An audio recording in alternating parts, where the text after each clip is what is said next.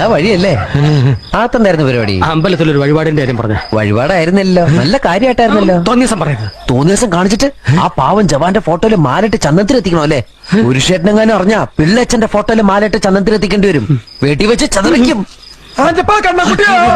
നാട്ടുകാരെ വിളിച്ചു കൂട്ടിട്ട് മോൻ എന്ത് കിട്ടും? എനിക്കൊന്നും കിട്ടില്ല, പിള്ളേച്ചന് കിട്ടും. നല്ല അസല് പുതുക്ക്, വലിയ നിലവിലുള്ള ആളല്ലേ, എല്ലാവരും അറിയട്ടെ എന്ന്. നീ എന്റെ മാനം കളയരുത്. നിനക്ക് എന്ത് വേണേലും ഞാൻ തരാം. എന്ത് തരും? എന്ത് വേണം? അച്ഛന്റെ കയ്യിൽ നിന്ന് കള്ളക്കണക്ക് എഴുതി വാങ്ങിച്ച കുരുടിമുക്കിൽ 25 സെന്റ് സ്ഥലം. അയ്യോ മാധവ, അത് അയ്യോ മാധവ, അത് എഴുതി തരൊന്നും വേണ്ട. അവിടെ ഇത്തവണ എനിക്ക് വിത്തറക്കണം. അതെന്റെ ഒരു മോഹം. ഞാൻ പടാല വിട്ടിരിക്കുക. ആയിക്കോട്ടെ, അത് വിറ്റ് കഴിഞ്ഞാൽ എനിക്ക് വിത്തറക്കാലോ. ഇറക്കാം. പുറപ്പാടാം. പോകാൻ വരട്ടെ. ഇതൊക്കെ മറക്കാതിരിക്കാൻ ഞാനൊന്നും കൂടെ തന്നാലോ? വേണ്ട, ആരും കാണൂല. വേണ്ടെന്നേ. എന്നാ ചാടിക്കോ മോനെ. ഇന്ന് നീ അവിടെ കക്കാൻ കയറരുത്. ഇന്ന് അവിടുന്ന് എന്തെങ്കിലും പോയ നാളെ ഇത് എന്റെ തലയിലാവും. ഓ, എന്നാ മറ്റന്നാളാവാം. അതിന്റെ പിറ്റേന്ന് എന്റെ തലയിലാവും. സ്ഥിരാണല്ലേ?